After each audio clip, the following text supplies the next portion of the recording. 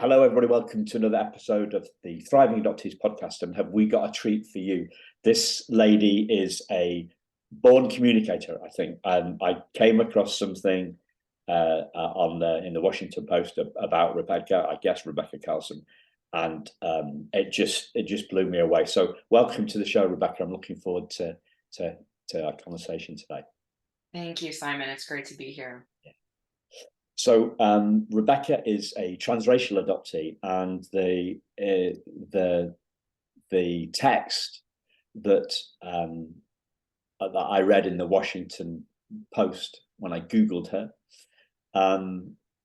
really just blew me away. So it starts. So growing up a Black transracial adoptee, Rebeccah hated the color of her skin.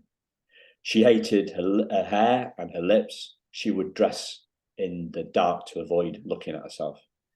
I was so disgusted with the body that I was born into, Carlson said. So, and then the clarity and the heartbreaking clarity of that really just leapt off the page for me, and I just thought that would be a great starting point for our conversation, a focus for our conversation today.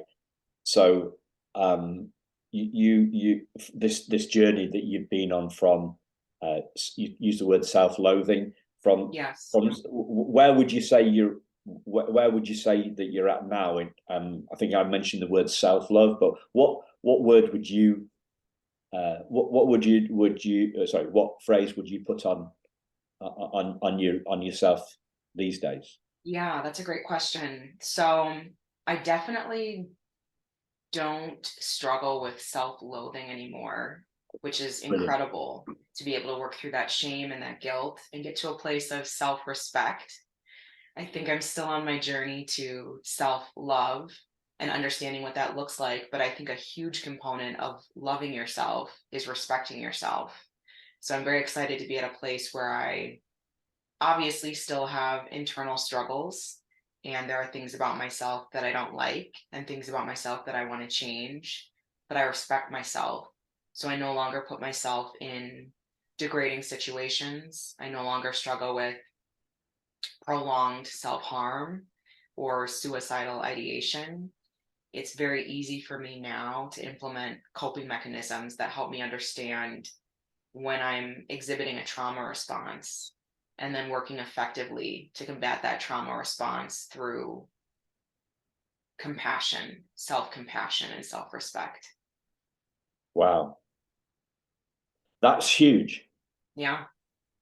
It's been incredible. I've had a lot of good family members and friends, therapists, godparents, and individuals like yourself, Simon, who just come along and allow me the opportunity to share my story and be honest about what I'm going through, and then help me develop really solid plans of action that I can leverage when I'm feeling down to get myself out of a negative headspace and move forward with confidence. Yeah.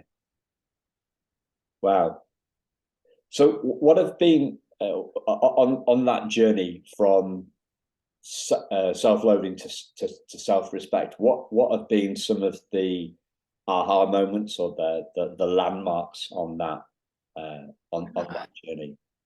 I think it was important for me to actually verbalize that I didn't like myself, that I didn't have self-respect, and that I wasn't acting as a person who cared about themselves. For so long, I didn't realize that I had personal agency over my thoughts and my actions.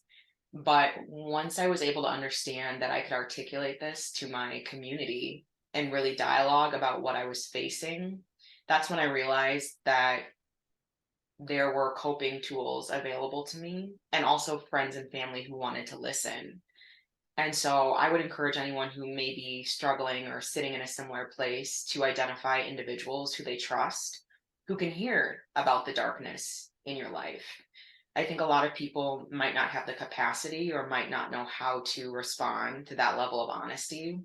But if you can find even one or two people, like I did, who can really sit with you in the hardship and wade through that with you, that goes a long way. So honesty, I think, is the first step, just really confronting the fact that you don't like yourself and that you want to change that. You want to get better. That's everything. And then from there, it was just about, being able to reconcile that my self-loathing came from my adoption. That a lot of the reason I didn't like myself was because I was given away as an infant. And the ramifications of that choice, even if it was done in love, the ramifications of that choice echoed in my life and are continuing to echo in my life. So for me, that looked like starting the search for my birth family in effort to meet them and understand more about why they gave me up. Once I could do that, it became really easy for me to understand that I had no control in that situation, that my adoption was not caused by some personal deficit within me, but that I was essentially collateral damage, that I was born into the world in this circumstance that was outside of my control. Yeah. So I'm just very grateful for the community that I had around me. That really is everything. My community couldn't carry the burden of being a transracial adoptee, but they carved out a space for me to grieve that and to figure out how I wanted to confront it, to move forward, to find self-accepting outcomes and a self-compassionate kind of new way of living. Wow. That metaphor that you use, collateral damage, is a really big one, right? I think Yeah. because it's so clear, seeing our trauma as collateral damage. So what we're doing really, I think, is we're separating us from the trauma. We're decoupling who we are from what we've been through. Absolutely. We're decoupling, we're distinguishing between who we are and what we think and how we feel and the events that have happened to us. Yeah. Which is no small thing when, even though my adoption wasn't personal, my birth parents didn't give birth to me to give me away. So even though it wasn't personal, I register it as deeply, deeply personal and deeply, deeply targeted. So Yeah, I think that's the hard part about recognizing when you're collateral damage is it doesn't take away the sting, that personal sting of feeling very slighted by the experience. But it did help me understand that I, as an individual, was separate from the adoption, that I am not the adoption, I am not that choice, and that I can find healing within that choice, even though I wasn't the one who orchestrated those circumstances for myself. yeah.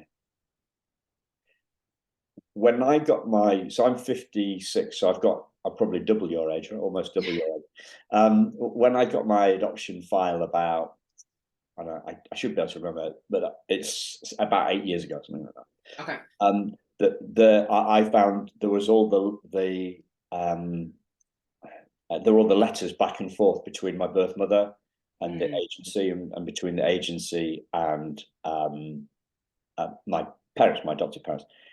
And those letters, the letters started before I was born. Mhm. And there was a strange bit of, there's a strange insight I had around that the plan had been made before I was born. It wasn't Yeah. as if my birth mother had given birth to me and said, taken one look at me and said, I don't want this one. Hmm. There was, I think, use that word sting. I think that removed a bit of sting for me, that Yeah. it wasn't use the word defective, which I think is a great one.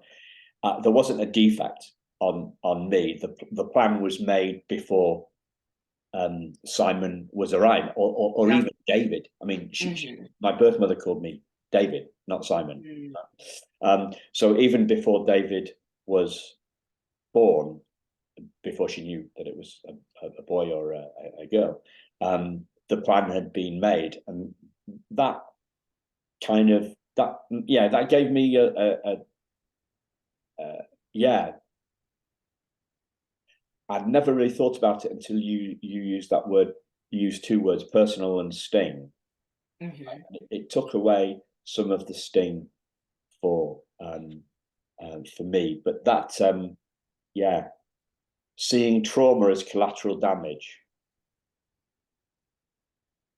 is powerful in separating us from our trauma, and also expressing the severity.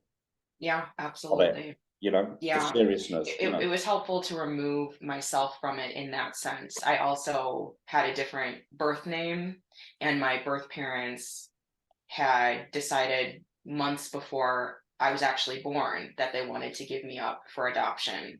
So, like you, it really helped to understand that it wasn't me being born and my birth parents looking at me and saying, I don't want you. It was very premeditated. They had met with a social worker for months before I was born and had concluded that adoption was the best all around for them, for me. And as difficult as it is to read your birth stories, to read your papers and understand what happened to you without your consent, at the same time, all that I could do was take agency for the way that I was responding to the adoption and figure out ways to go on and have a life where I was thriving, not just surviving, but truly thriving, truly enjoying myself and others around me, and using my trauma in a way that I could repurpose it into an opportunity to do good for others that may be in a similar situation. Yeah. Did you do English at college? Because you're I did, education, yes. like Yeah. Yeah, my degree was in English. yeah. So at the age of 8, I think, or 9, my one of the head teacher of the school uh, pointed out to my parents that my English wasn't great. Mm, And I read a lot, and suggested that I read a lot of more books to improve my English, which I did, and I passed my English my English exams when I was 16, but they were the worst grades. So I took 9 exams. We take 9 exams oh, here, wow. 9 Okay. times exams when we're 16 here across England, right? And yeah, so C is the lowest pass, D Okay. is the highest fail, and my Englishes were C's, and everything else was A's and B's. So I'm aware of I'm aware of my I'm aware of my flaws there. So it's ringing your the difference between my English and your English is ringing loud for me. You used the word respond, and respond to this trauma. And something I heard, it must have been 15 years ago, with had a business coach, was a really great distinction between responding and reacting. So most of the time, most of the people on the planet are reacting to things, Yeah. rather than contemplating, counting to 10, taking a breath, or at a more deeper level, like you, a contemplation with the community, with your God family, with your friends, with your therapist, and then responding. And so I think that's a really, that distinction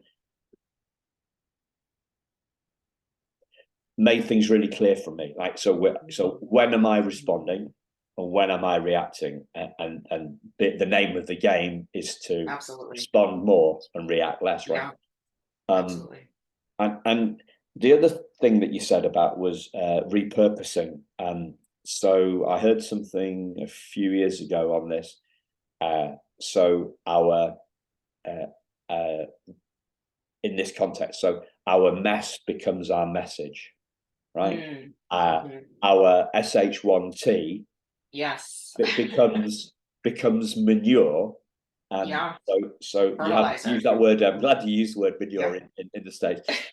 I don't do any gardening, by the way, Rebecca. I don't have those green things, but I know what manure's for, and I'm glad that it's used the same word is used in the States. So the manure, this is internal stuff as well, right? So we're taking the SH1T that we've been through, and we're responding to it, and we're repurposing it so it can become a fertilizer for our own growth.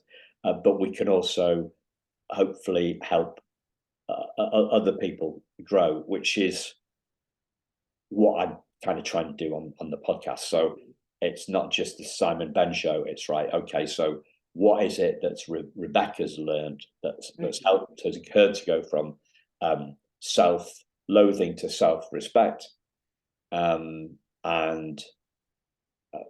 in the hope that helps somebody else. So my stuff is kind of premeditated as well. That's what I'm pushing. So I want to go to the next bit, actually, because you talked about, I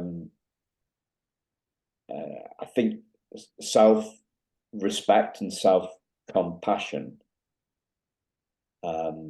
What does self-compassion? What does that mean to Yeah, that's a great I think question. I can see the respect bit, but the compassion. Yes. So I, whether by design or through the adoption, have never been a self-compassionate person. I have empathy for other people and their struggles. I am the first one to support my friends and family when they're going through a hard time. Yet I have always been hypercritical of myself and what I perceive to be shortcomings in my own life. And my therapist was the one to actually introduce me to the concept of self-compassion.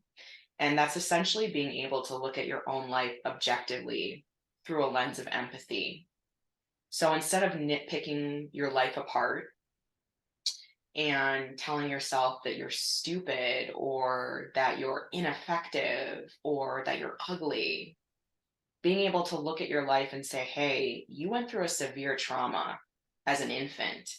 And through that trauma, you developed the resiliency and the survival instincts to integrate into your adoptive family, to figure out a way to live your life in a completely new state or country with a new name and identity. It's being able to celebrate your ability to overcome obstacles in your life instead of degrading yourself for everything that you don't like about your reality. I think that's what self-compassion has been for me. Looking at myself as a victor and not a victim, and being able to comfort myself when I feel very overwhelmed by my circumstances as a transracial adoptee. Wow, there's so much in there. I did another podcast with another transracial adoptee on this subject, and I had this idea, which is, how does relinquishment, which is obviously happening before we're thinking, right? It's precognition, it's pre-verbal. Yeah. How does something, and I don't know the answer to this, really. I've got some theories, but I think it's a question that goes to the heart of this self-compassion piece. How does a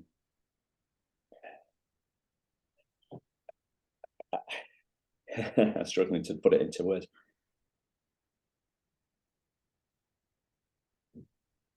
How does this action that our birth parents do become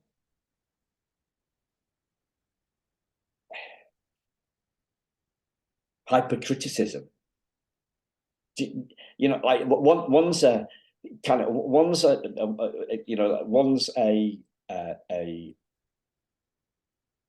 very feelingy thing, right? One's a feeling. One's a feeling, a feeling of loss, right? There's a feeling of loss becomes precognition, pre-words, becomes a thought that we're not good enough. Yeah. It's like, yeah, I'm asking that. I'm asking it to you because I'd love to hear what your answer. Yeah. But I'm also asking it. I'm asking it to the listeners really, and that's why I kind of struggled over, and took some time to think. So how does relinquishment become an idea that we're not good enough? Because one's a feeling thing and one's a thought thing, and if we can break that connection, or what people call, if we can harness neuroplasticity, right, Yes. which is Yeah. just a change of heart, Yeah. a change of our mind, a change of our life. If we can do that, if we can break the connection between the feeling of being, the feeling of loss, and the thought that we're not good enough, then we're kind of undermining our trauma, aren't we? Yeah. Yeah. Great question. For me personally, what I've come to realize is that when I was a child, I did not have the ability to regulate my thoughts. And so I was making these internal calculations about my adoption without the ability to express them to my parents. So they were never challenged. As a 5-year-old, I told myself, you were adopted because your birth parents didn't love you and because you're unlovable. And that was the calculation that I somehow put together from understanding that I was adopted. No one told me that was the truth, but I allowed that to be my truth because I think children are so innocent and their world is so black and white. So they make these deductions that they believe to be correct because they have nothing else to go on. And that thought of being unlovable festered in me for many, many years before I was able to verbalize that to my parents. Once I was able to verbalize that to my parents as a teenager, that's when we started having conversations about what was or wasn't true.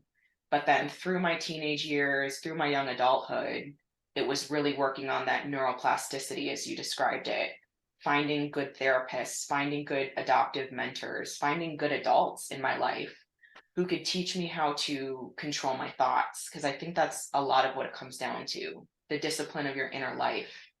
Yeah. So when I started to change was when I would catch myself having those thoughts, saying, you're unlovable because you're adopted, and being able to stop and say, no, you feel unlovable because you were adopted. But in reality, here are all the people that love you. And then listing out all those people in my mind. I think that's a great way to really combat those internal forces that others may not see. Yeah. When you did your English, did you do English as a major? Is that? Yes, I did. Yeah. Were you into creative writing, stuff like that? Yeah, that was part of it. Literature and writing. Yes. Literature. Okay. So I'm wondering whether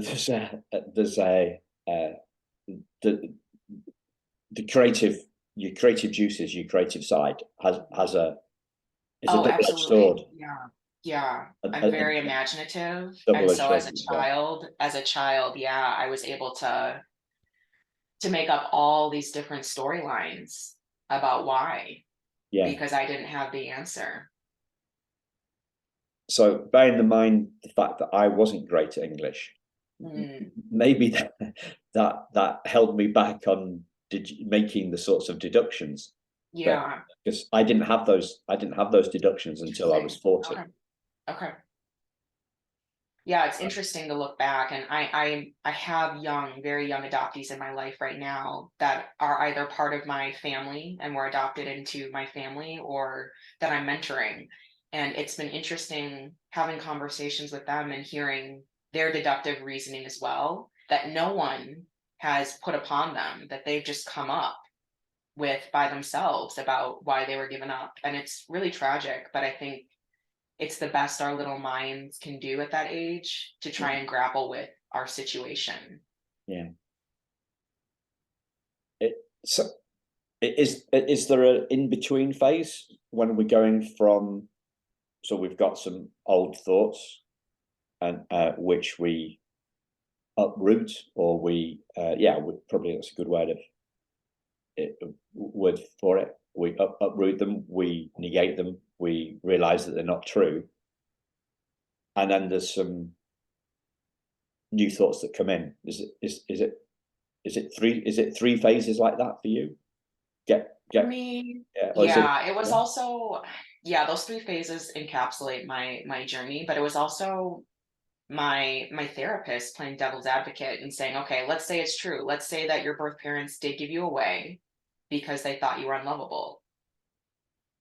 Okay, that may be true on their part, but you have intrinsic worth that can't be diminished by another person's opinion.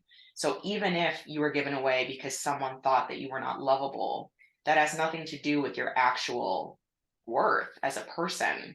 So she really helped me understand that we do come across individuals in our lifetime who devalue us. Not to say that my birth parents did, but that is a reality. In some situations, adoptees are given away because their birth parents don't want them. Maybe they don't love them. Maybe there's been abuse, but that I have intrinsic worth as a person. And that was something that I had never consciously thought before, that outside of other people's opinions, I'm a worthwhile human being who deserves to be here. Yeah. I think that's a crucial element of stepping into your own story and reclaiming your narrative, is understanding that human beings have value. Regardless of who acknowledges that value, it exists. Yeah. So it's the difference between a value seen or not seen by somebody else versus intrinsic value of all of us. Yeah. When we get to the value thing, it's the difference, and then there's that difference between value and worth. Yeah. And I heard something on this a couple of weeks ago. It's difference between, so people talk about people of high net worth. You know, they've got a lot of money in their bank account and a lot of assets, right? And then the versus the worth that's intrinsic and infinite, right? So you've got a finite value of your assets and infinite value as a person. And going back to how does that all link in? When so here in the UK, no money changes hands for adoptions. Okay. So unless it's an international adoption. Okay. Domestic adoptions, there's no money. When and obviously it's very different in the States, where money changes hands, and to me this adds another layer of complication, another layer of trauma, because we're talking about putting a value on somebody's life like they're a commodity, right? Which seems abominable to me. When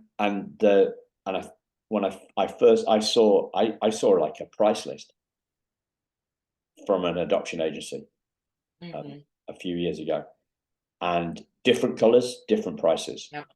Yeah. That made me want to be sick.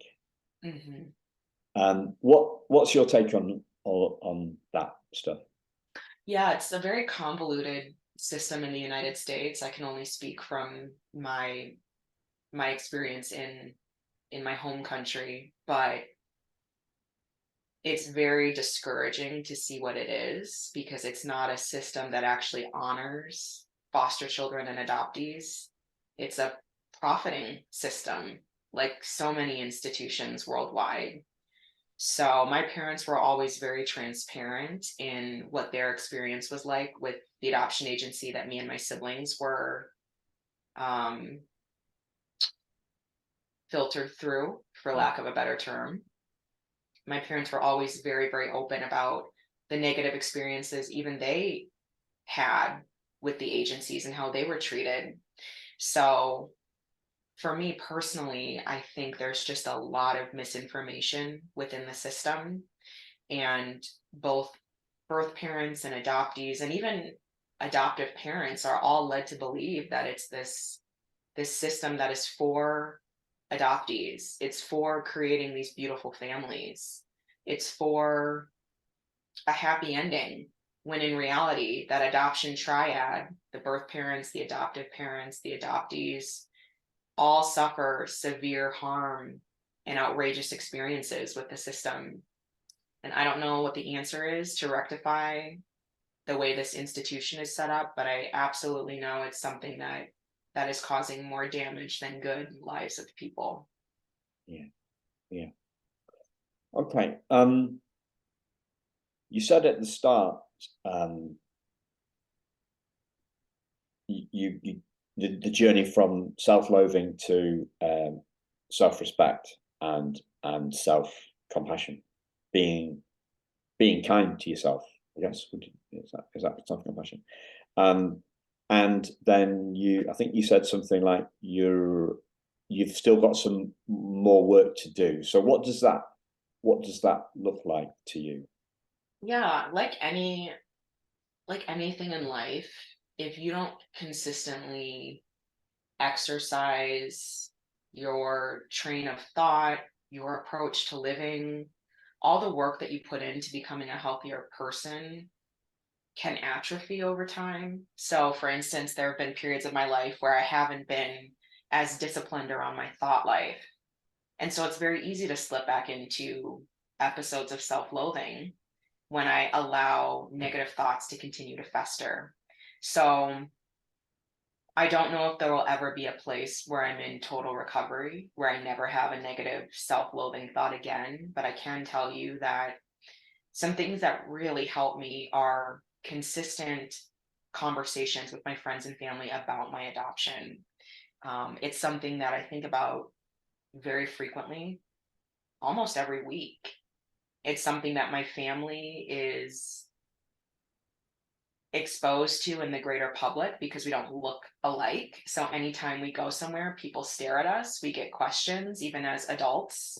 It's strange to see a grown Black woman with two senior white adults going out to dinner. So people are curious. So when I have situations like that, it's really good to keep the conversation open, to talk about what's bothering me. I ask my parents the same questions over and over again about my adoption, about what it was like to raise me.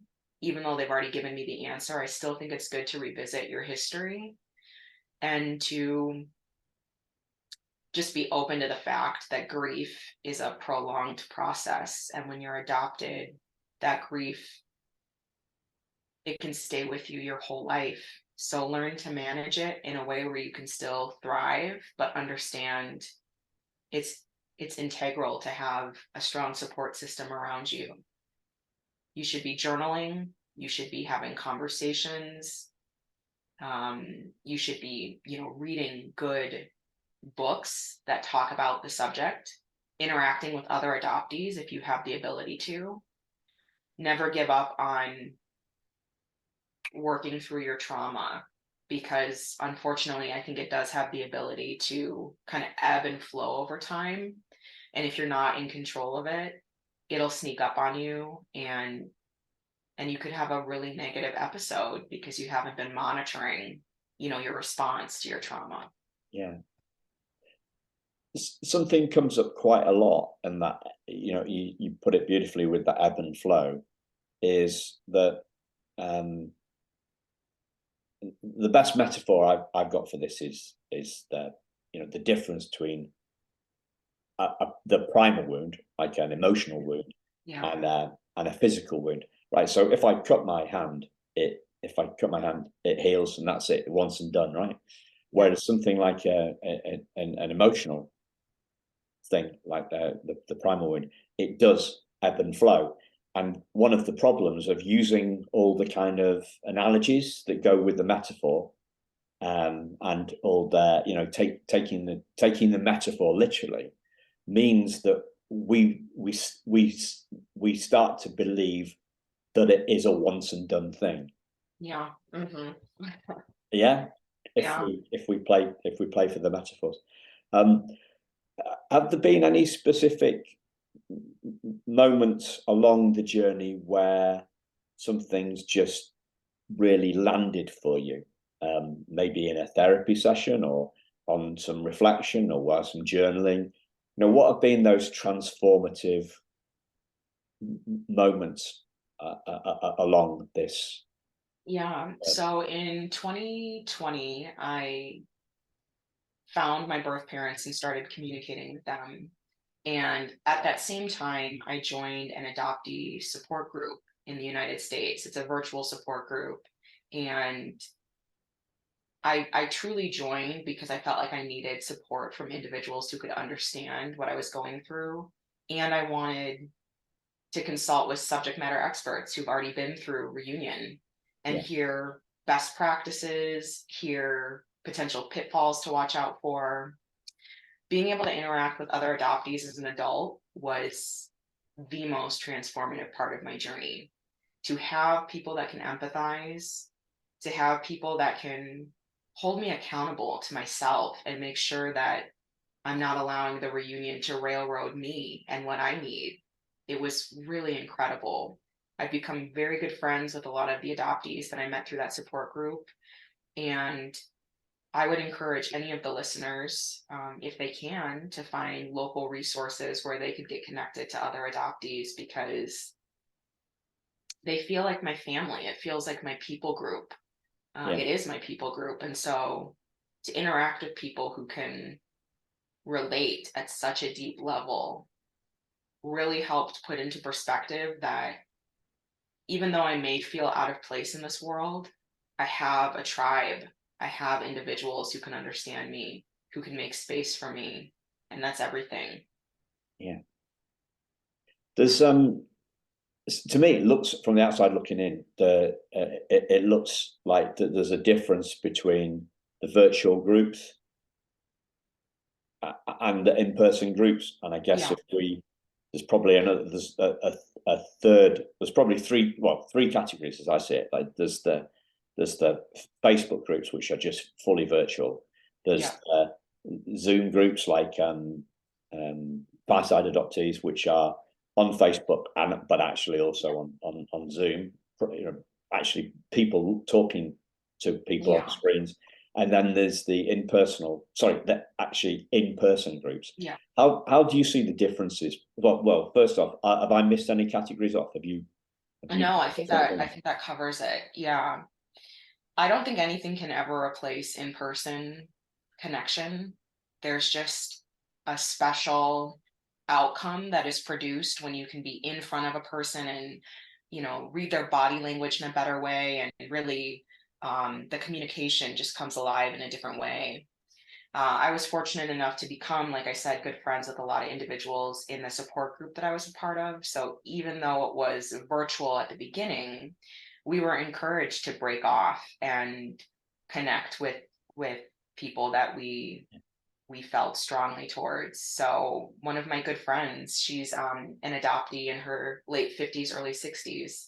I spent the entire month of March with her. She had me over at her place.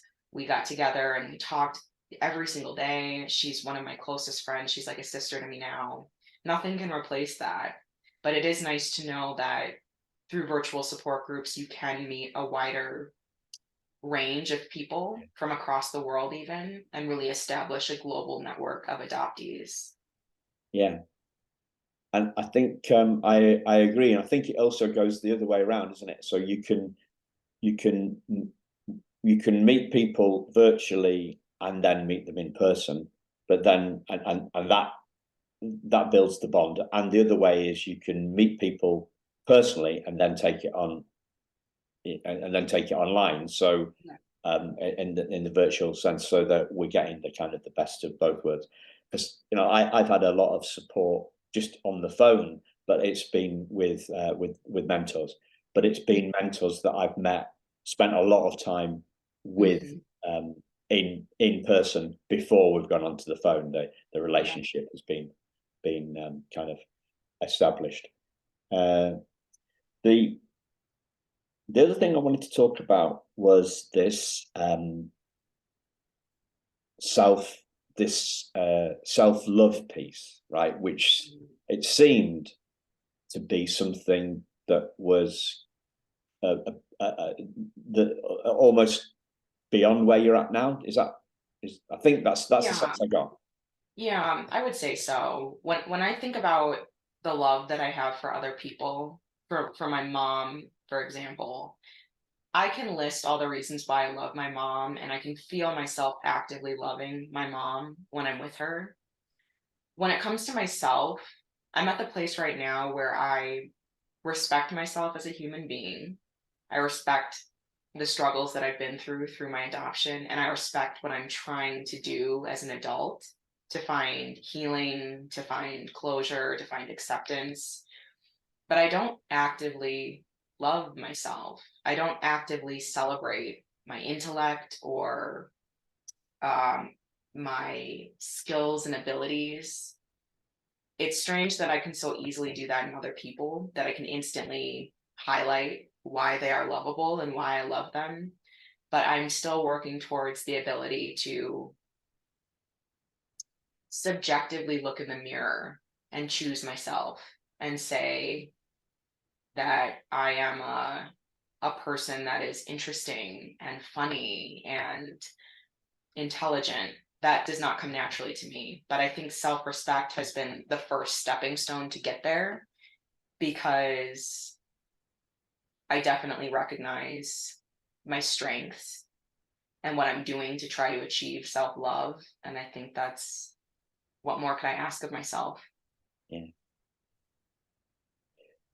I'm going to put a link in the show notes to this conversation I had with transracial adoptee Vin. He's born in India, raised in Australia, and we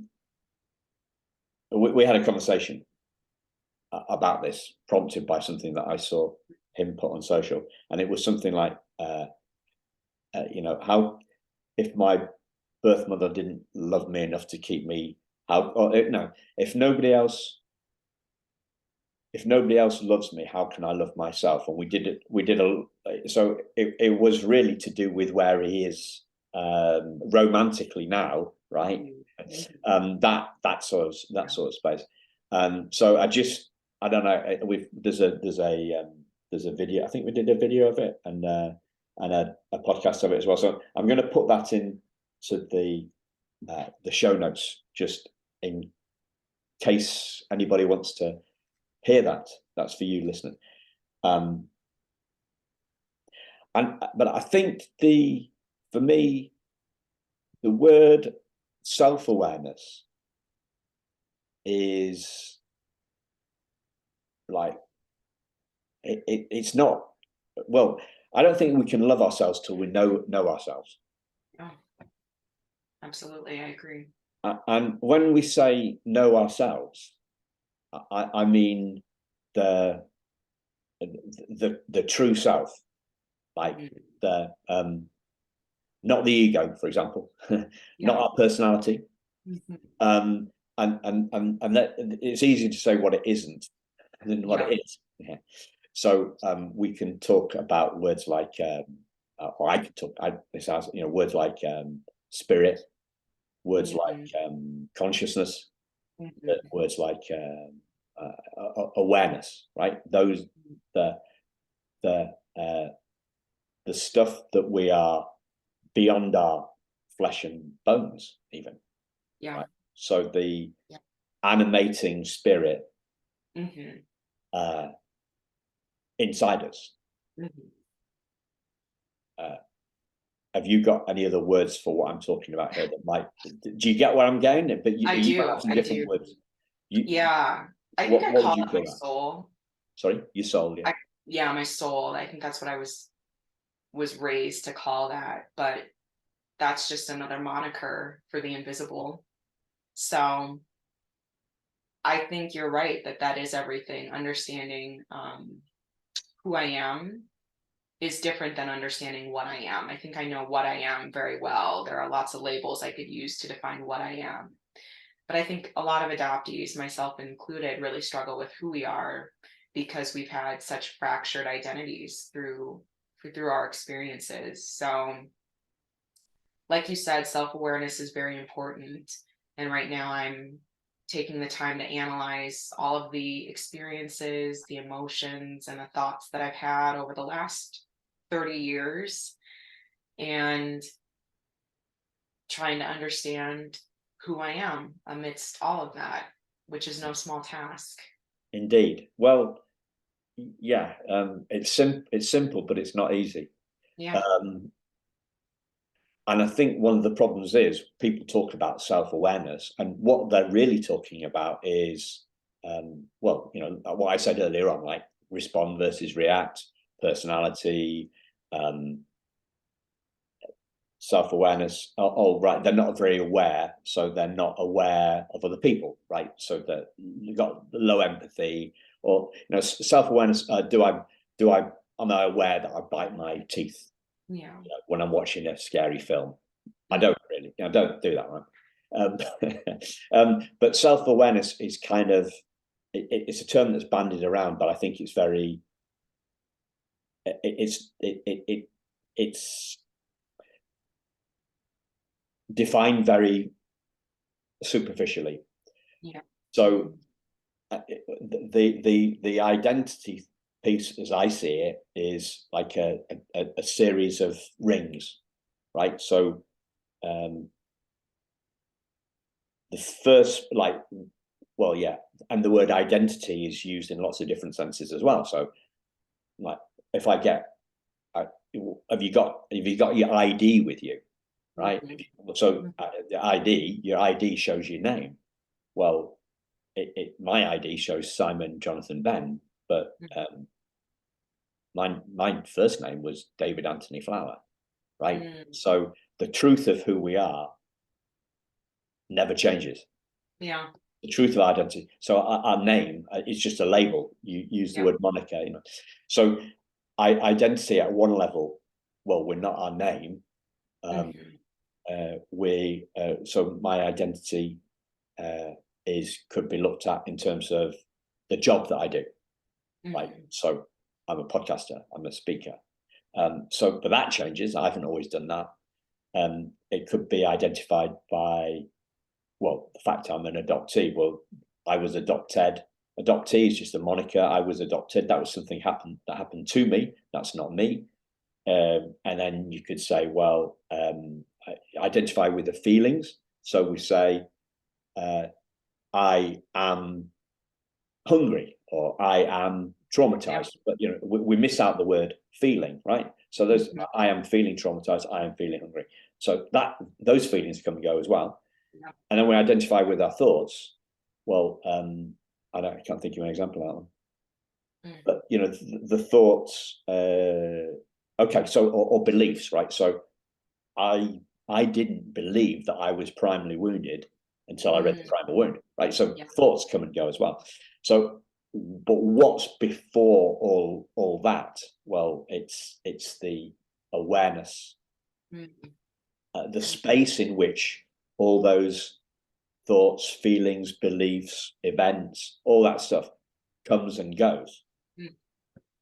It's awareness, and that awareness isn't damaged by the thoughts that we've had or the feelings that we've had. That's one way of looking at identity, so awareness. And another way of looking at love is, well, what if love is who we are, not what we do? So if we don't need to love ourselves if we see ourselves as love. It's not it's nothing that we need to do. It's not a verb. It's not an action. It's a realization. It's a seeing of ourselves as love rather than something that we have to do. Yeah. Is that all a little bit far out for you? I don't know whether that makes sense. I'm at the No, edge it of time. does. It does make a lot of sense. It's also super hard because it's such an ambiguous space, identity and soul. And I'm still at a place where I'm trying to understand all that and what that means for me. I truly believe if I were to meet myself in real time, like pass myself on the street, I wouldn't even recognize myself. That's how far removed I am from who I actually am and what I actually look like. There's just a lot of cognitive dissonance between Rebeccah the person and me. So it's definitely food for thought and a really great space to get into on your journey to self-acceptance and self-compassion. And I think, for the rest of my life, it'll be something I contend with, trying to understand who I am. But I also think it's a really wonderful place to be, because to have the desire to want to even know who I am is new. When I was younger and really struggled with self-loathing, I wrote myself off completely. I was so disinterested, but I consider it a gift now to want to kind of part the curtain and peer beyond. Yeah. Beautiful. Beautiful. Is there anything else you'd like to mention before we bring this in? No, this has been really wonderful. I hope that, the listeners can find some value in the things that I've said and the experiences that I've shared. But, ultimately, these kinds of spaces where adoptees can interact and dialogue is everything to me. And I think is a real remedy for the invisible struggles that we cope with on a daily basis. So thank you so much for having me. Beautiful. Yeah, lovely word, remedy. Yeah, thanks a lot, listeners, and we will speak to you again very soon. Cheers. Bye-bye.